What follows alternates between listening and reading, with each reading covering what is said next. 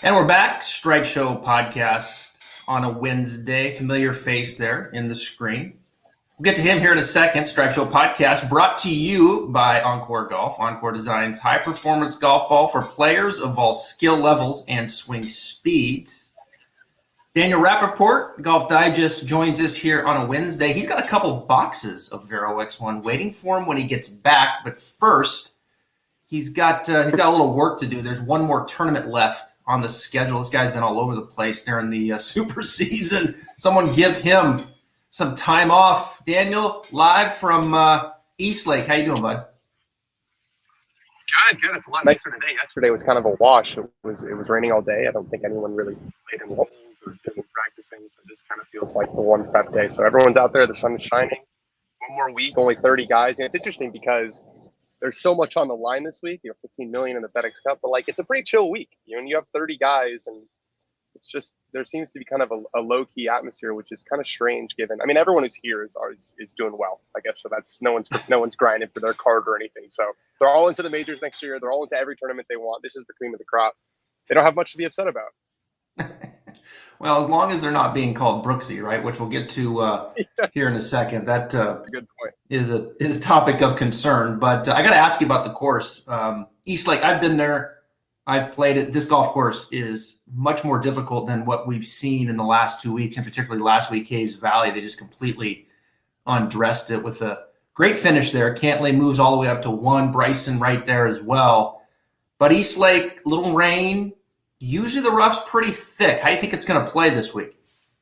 Yeah, the rough it's an interesting kind of rough. It's the kind of rough where the ball, it's not so long. It's not going to cover your ankles, but the ball sinks. It doesn't sit up on top. There's not a lot of flyers. It comes out, kind of dead, unpredictable. So I think that's the golf course's defense. And I was talking actually to the superintendent yesterday, Ralph Keffel, and he said, look, we have sub air, but when you get all the rain that they got yesterday and just all the heat, humidity, there's only so much you can do. So it's all going to depend on how much the sun shines and how much the wind blows. That, he said, is the key to the course firming up. The sun is shining and the wind is blowing right now. So he's getting his wish. But yes, I agree. I don't think we're going to see, I know that the staggered scoring, but if we get rid of the staggered scoring, I don't think you're going to see anyone shoot 20 under par this week. No. But there was a lot of rain, so it could happen again. I wouldn't be surprised. I really wouldn't. Xander was 15 under last year. These guys are so good that if there's any kind of softness, the course is dead because the fairways play wide. And when the fairways play wide, it's target practice for these guys. I want to get to the Ryder Cup here in a second. This is going to be a USA Ryder Cup preview as we continue the build up here right around the corner. The 43rd playing of the Ryder Cup. Whistling Straits here. What are we? Just a couple weeks away now from that. 3 weeks. 3 weeks from now, yeah. Yeah, 3 weeks, excuse me. But the news came down, Jay Monahan, the commissioner, he says, look, you know the name Brooksy at East Lake this week, and it's angled toward Bryson. You're out of there. What do you think? I think he kind of, look, the tour protects its players. That's no secret, right? They don't release information about suspensions, and they try and kind of brand everybody as a nice, great, awesome guy, and that's their brand. That's what they've done, and they've been pretty successful doing it. The ratings are pretty good, and the money is ever growing. So I understand what Monahan was trying to do. He was trying to stick up for one of the players who, look, Bryson's I think he's 27, maybe 20. He's going to be around for a long time. He's one of the best players in the world. And despite all the hoopla, he's was right up there in a playoff event. He's won a major. He's not going anywhere. So Monahan wants to show him hey, I'm here for you. We're gonna do what you can. So I understand what he was trying to do. On the flip side, if you're the kind of person who's going to yell Brooksy at Bryson during a golf tournament, don't you think that hearing oh, you're going to get kicked out, or it's not that's going to make you want to do it more, or at least heckle him more, call him something else? Are we stopping this at Brooksy? What if someone calls him I don't know, some other name? Are they going to kick him out for that? Is it just a Brooksy rule, or is it a judgment call? I'm really interested. I'm going to follow him around on Thursday and see what happens. Yeah. I don't know how the tour is going to enforce this. There's a lot of people that are going to be here this week. And unless you have vigilantes or narcs in the crowd, I just don't see how it's going to happen. And I think the only way that this is going to change, if fan behavior is going to change now, is like if Brooks comes out and says something like, hey, this was fun, but like let's basically call off the dogs. I think short of that, I think it actually could get worse, at least in the immediate aftermath. Oh, I think so. What do you think? You start getting alcohol involved, and Bryson on the first page of the leaderboard with Brooks. I mean, I think we haven't seen the worst of it yet, unfortunately. I hear what you're saying about protecting Bryson. Bryson certainly is going to have to do some things here in the offseason to help himself, from a PR standpoint and going at it from that way. But yeah, I think I'm sure been encouraged from the commissioner when he talked to Brooks, like, we've got to diffuse this, because there is policy when a player goes out into the public like this and exposes another player the way Brooks did. There's policy at the tour that's frowned upon. And I'm curious if, Brooks has had some kind of suspension or fine, when it comes to that, because he certainly has broken some policy from there. We could talk about this, all day. It doesn't seem to be going away. It just seems to be getting amplified. But I would think some diffusing from the players has had to happen, or is going to have to happen at some point to start tempering this a little bit. And Brooks could certainly do a lot of good when it comes to that, just like when he poured gasoline on it, when he rewarded those that got kicked out with beer. I mean, that's where this whole thing started. And, the bullying really from Brooks started to take place. Do you think we're going to see any kind of diffusing from the player? It's kind of already started. Just like an hour ago, we were doing our press conference with Rory, and he kind of, I'd say he stood up for Bryson. He basically said, look, like, he's not blameless in this. He's certainly done things and said things that bring this upon himself to some extent. But I think what he said was, I feel sympathy for him, because it's hard to be Bryson DeChambeau right now. He's different. That's very clear, and he has his opinions, and they're different from what a lot of people think. And what Rory said was, I don't think anyone should be ostracized or made fun of for being different. Now, that's what they're actually making fun of, what they're picking on Bryson for. That's a separate story. But he said that he feels sorry for him, and he said, look, I don't know if anyone else on tour has spoken out for him, but I'm going to speak out for him right now. And then Patrick Cantlay was up next, and he gave this awesome answer where he basically said was, this is kind of a symptom of the PIP culture. And when you basically told these guys, like, hey, we're going to pay you for attention. We're going to pay you for engagement. We're going to pay you for being talked about on the news and meltwater mentions, whatever it is. People were going to look for attention. And, I think he's right. Like, this is what happens when you incentivize attention. You incentivize a circus. Sometimes it leads to the wrong type of attention. And it kind of gets at like a philosophical debate in golf, is like, is golf different from other sports? Right? Because in other sports, this is nothing. This is part of it. But and Morikawa, Colin said this earlier today too, like golf is different. Respect is built into our game, and we expect a certain conduct from players, and we expect a certain conduct from fans. So it's just an interesting dynamic of like, does golf want to try to be more like these other sports and play up these sort of rivalries, or does it want to stick with what it's always been, which is, this gentleman's game, whatever you want to call it? Well, I think the tour has spoken. I think it's the latter.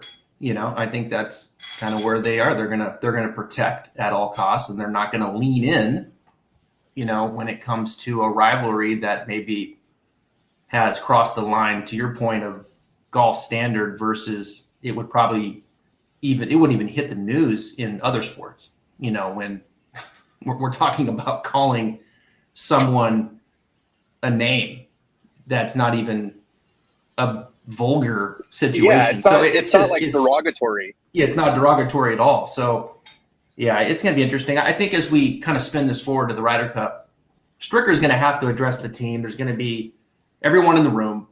It's going to be the elephant in the room, and he's going to have to say something to the team about it. I think, at least, he's going to have to address it out of the gate. I know he's had the conversation with each of them individually, but I think there has to be something up front saying, look, this is our goal. This is what we're after. I know this has happened how do you think he addresses the group after now he's addressed them individually as they go into a team competition in 3 weeks?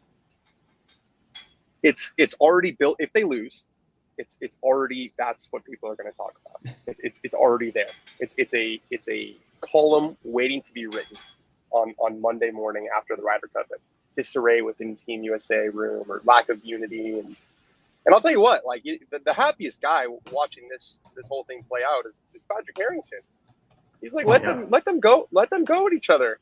Like they clearly don't like each other. They're not completely bought in. And I think, if you watched, I'm not saying you didn't, but just saying, if you watched the BMW on Sunday, like Cantlay and Bryson didn't seem to have much to talk about.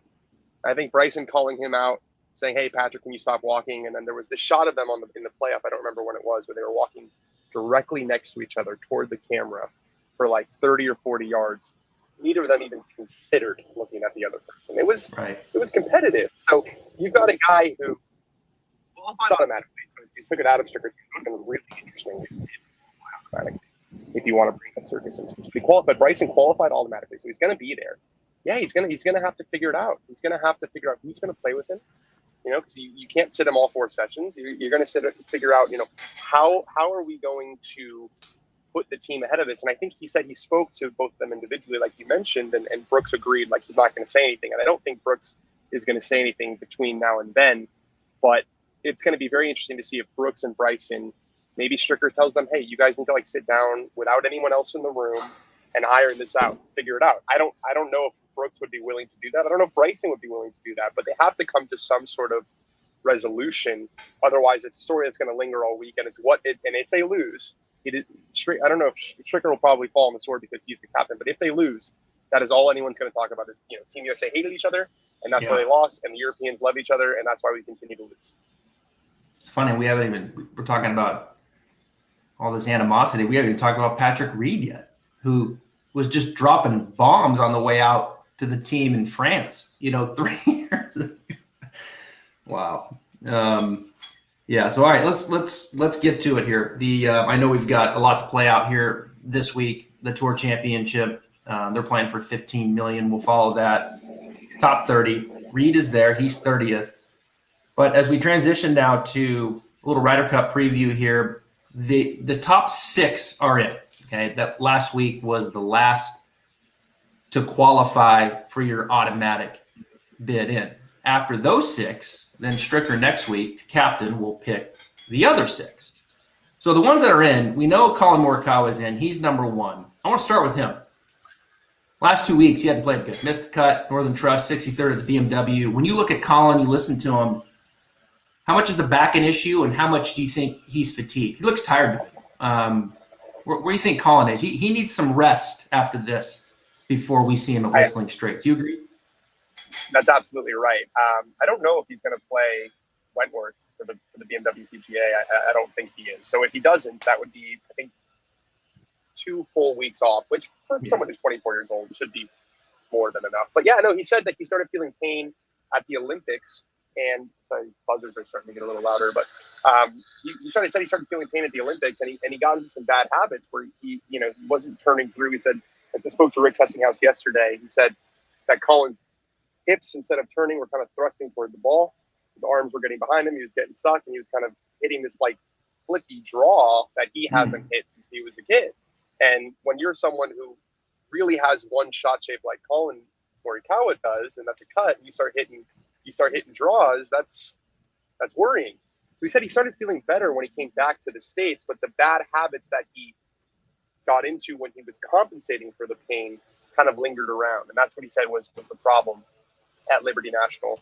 But he worked with Rick at BMW. He still finished near the bottom, but his stats were pretty good on Sunday, on the weekend, as far as balls drifting. He did putt well.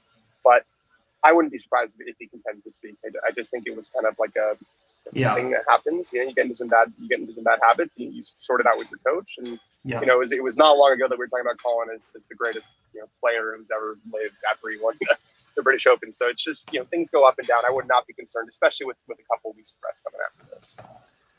Dustin Johnson, he's number 2 and he's in. We know that. DJ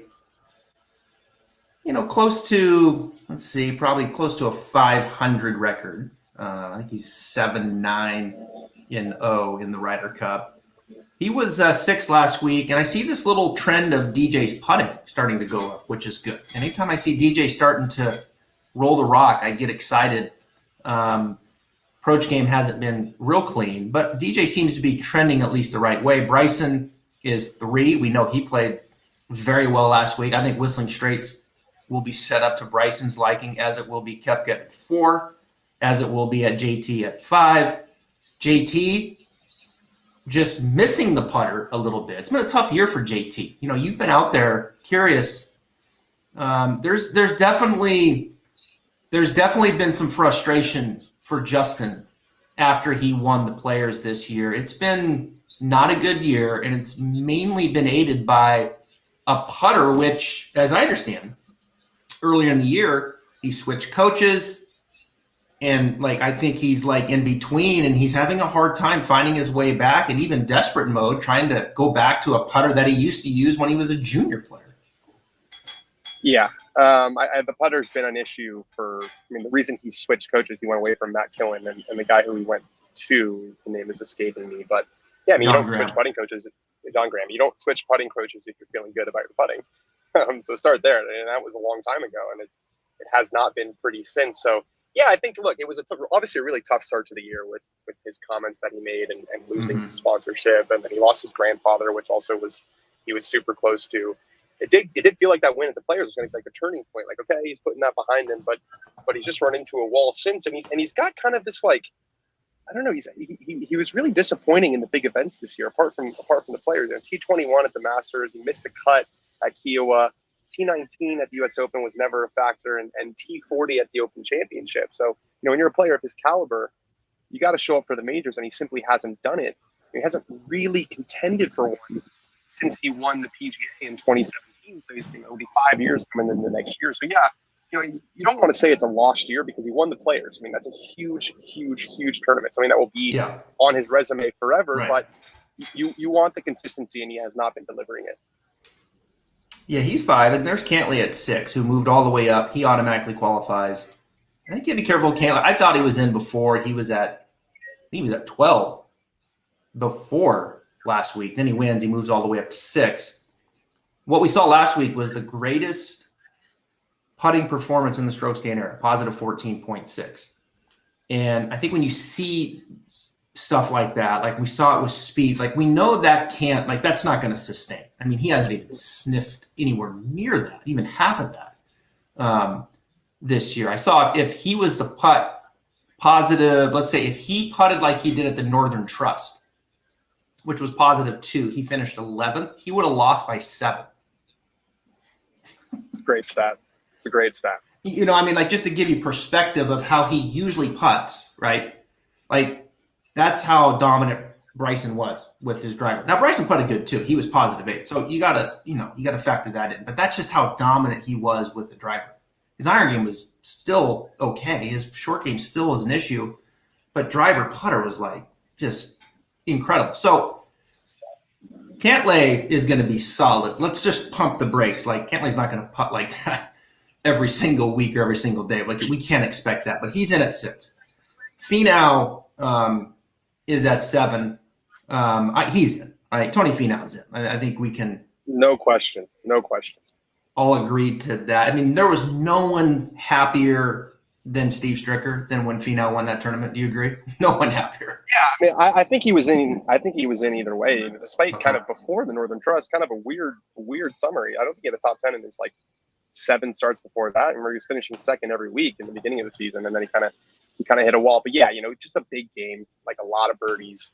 And an intimidating guy. He makes it look so easy. He was actually good in France, which is not many guys on the U.S. team can say that. I think he was 2-1 that week. Super nice guy. Everyone likes him. He was a no-brainer. It would have been a little bit of a tougher thing to justify if he put up a couple clunkers, but he won. And then I think he shot 63 on Sunday at Caves Valley. So he wasn't near the lead, but he's in really good form. He's in. He knows he's in. That's the thing. He knows it. Everyone knows it. I think really Xander's at 8. He's in. 4. Yeah, he's in, and Spieth is in. Okay. And, so I think Harris English is in too. So you're Harris really is at 10. right. So you're really leaving, you got 2 spots then for Patrick Reed, Webb Simpson, Daniel Berger, Scotty Scheffler. I'm going to bat for Kevin Na. It's not going to happen, but I honestly think that he would be a more value add than someone like Webb Simpson. I mean, I know there was all this talk about the other Kevin Kisner, but he's just been playing too bad since then. Yeah. It's not even, we don't need to get into that. But Kevin Na is playing really well. I had his. He finished. I know he finished second at the John Deere. I think he finished second in the WGC. He finished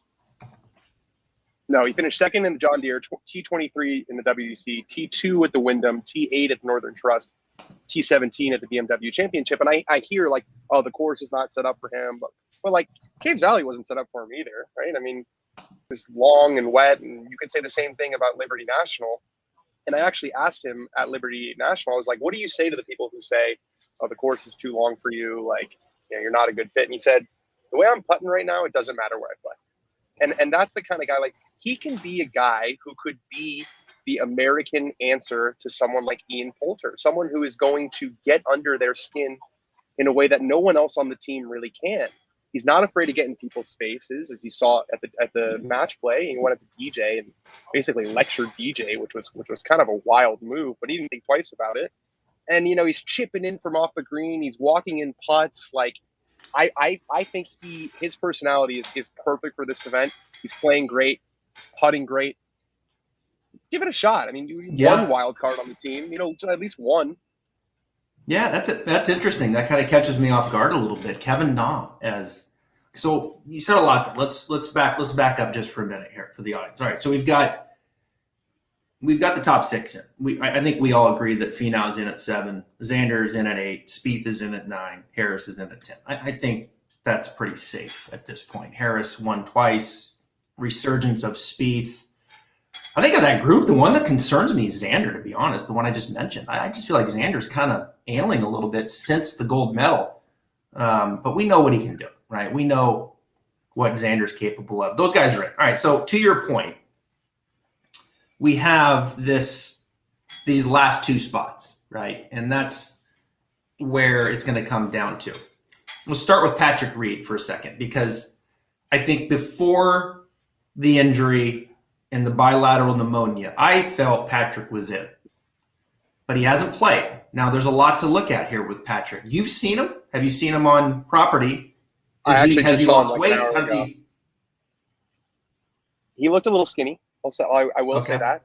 Yeah. I mean, the guy was in the hospital for a while. He seems to be moving. I was going to say, he has to be skinny, weak. He's going to have to play back into this. So this Patrick Reed thing is really fascinating to me. And I feel like Stricker is going to ask, or has already asked the other players, the 10 we just mentioned, who do you think should get those spots? I think he's going to ask. I mean, I think he's going to get some feedback. Do you want him on the team? Do you not want him? And I think the feedback that he gets from the players, considering what happened in France, is going to have a lot of weight in whether or not Patrick Reed gets picked. Because let's face it, I mean, he's got 4 rounds here. He can't have a lot of expectations here for this week for Patrick Reed, considering what has happened the last few weeks. Let's be fair. But we know what he's done. It hasn't been as great late in the Ryder Cup for him, but we know what he's capable of. What happened in France, I think weighed on some people, and I think there's going to be some feedback given, and I think that's going to pull some weight for Stricker on Reed. What do you think? I think you're probably right. I think the only reason he's playing this week, because he would have got his bonus no matter what. The reason he's 10 shots back, he's not winning. The reason he's playing this week is to try and show Stricker, because if he didn't play this week, I think it was done. It's done. Mm-hmm. He wasn't going to get a pick. So I think if he plays poorly, Stricker has a really easy out now. If he was playing well, and let's say that you're right, and that the guys, maybe behind closed doors say, look, it's too much drama. I don't want to deal with it. I didn't like the way that he dealt with France. Yada yada yada. If that's how they feel, it's hard. It's still hard to justify him not being on the team if he's playing great. But now there's this. He's got the injury, and Stricker can say, look, it's just too much uncertainty, and he can lead him off the team without even addressing what happened in France or the team room dynamics. So, but I do think that if he does play well this week, if he finishes, top 5 or whatever, he's extremely hard to keep off the team. Like, even if those guys say what they want, like, he's extremely hard to keep off the team. Just given his history, given how fiery he is, I think if he plays well, I think he's going to get picked. Really? All right. So you're leaning. I do. If Reed shows just any life this week, you're saying Reed and Nah. That's your boys. Well, I don't think Nah's getting a pick. It's not. No, but you would like to for him to. Yes. Okay. Yeah. I mean, I personally would probably pick. I mean, Nah and probably Scotty Scheffler, to be honest. Really? Yeah, I'm going way off the board. I just feel like chalk is. I mean, maybe it's just because I'm bored with chalk, but like, I think Scotty's played really, really well in the majors. He's not a super loud personality, but he's definitely got that fire underneath there. Makes a lot of birdies. The guys really like him. I think bring another young guy on there who hits it a mile and can get really hot. I think he'd be great for the event, and it's an investment in the future, so to speak. Like, he's another guy who's gonna be around for a long time. Get him in there. But realistically, I think depending on this week, I think it will probably be Reed and Webb Simpson, which is just like going back to the well, and Daniel Berger. And Daniel Berger is going to be a casualty of his own low-keyness again. Wow. That's a lot to take in there. What do you think? Well, I think Reed's out. No matter what. Yeah, I do. I think he's out. I think he was in before. I think they have an out now. And I think that feedback's going to play into this. All right. He goes out. He's 10 under, 11 under. All right. I mean, we already know Reed can do that. Like, we already know kind of what Reed can do. Is this more, we have so much drama as it is already on the team. I mean, you know what I'm saying? Like we're a mess in some degrees with Brooks and Bryson. It's a really good point. We're a mess. I mean, it's like now Strickers has to deal with all this BS about someone calling a name. It's like, come on. I feel like this is the kind of stuff I have with my 6-year-old. Dad, so-and-so called me this. Like, really? Stricker, Zach Johnson, Jim Furyk. This is the stuff they have to deal with going in. I'm behind closed doors. I would just love to hear them like, I can't even believe we're going to have this conversation, Anyway, I think we have so much drama. And I think what he did in France, I don't know. I just don't think that sits well. I think the feedback comes in. I think they have the out. I think Reed is out. So given that, I think it comes down to 2 picks. I don't think they'll pick Webb. I think Webb not making it there was big. He hasn't been 100%.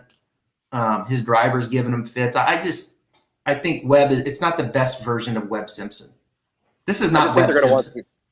I think they're going to want some. I just think they're going to want some kind of like steady hand experience. But he's kind of that's true. And I think I think they have some experience up top there.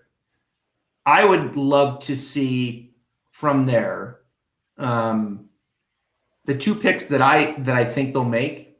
That I hope to make. Let me rephrase that. The 2 picks that I want them to make at this point going in, I do think Berger is valid. His putter scares the daylights out of me. But Scheffler's putter scares the daylight out of me too. I think Berger's a better iron player. Scheffler can beat you with the driver. And I think the 12th pick for me goes to Burns. I think Burns fits the mold. He's some new blood. I look at Whistling Straits. Here's what I think they're going to set up Whistling Straits like. Or I would set it up long, wet. I mean, I'd water the piss out of it. Wet, no rough, and put the pins damn near in the middle. So what that means is I need length, good iron play, and a good putter. I don't need short game. I don't need it. I got enough guys I can put alternate shot, you know what I'm saying? Short game has value. We know that. But I need someone that can just sling it and is one of the best iron players and we're going to have relatively easy putts and can get it going with the putter. Burns checks all those boxes for. I mean, Burns is long, accurate, great iron player, great putter. His short game's clunky. So, he checks all the boxes for me. He's playing great.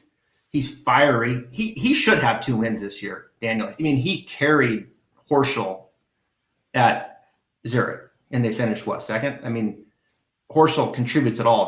They win that thing. So also Riviera. I mean, he had like a 3-shot lead making the turn at Riviera. Right. Wet his pants in this back right. So I don't know. He's young, a little fresh blood. Berger scares me, the putter. Scheffler can go cold with the putter, so I default to the iron game, the strokes game, and the iron game with Berger, and I think Burns is a complete package. I do.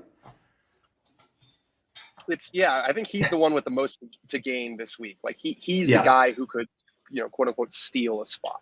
Like, the guy who gets really hot late in the season and basically gives the captain no choice. If he wins this week, and when I say win, I meant the lowest 72-hole score. Or if he's in the top 5, if he wins the gross division, then it's going to be a really, really a tough call for Stricker. He's the one who's helped his case most over the past month, and so it's just funny. Like when these guys start to play well, you start to see little differences. Like I saw him playing. I can't remember who it was, but he's playing a practice round with the big boys now. I think it was with Cantlay and Shoffley at Liberty National. Like that wouldn't have happened a couple months ago, but now it's like, oh, okay, this guy can play. Like this guy might be on the team in a couple weeks. Let's see what he's got. So he's definitely made a leap in tiers. It wouldn't be like completely shocking, but I think he needs a really, really good week.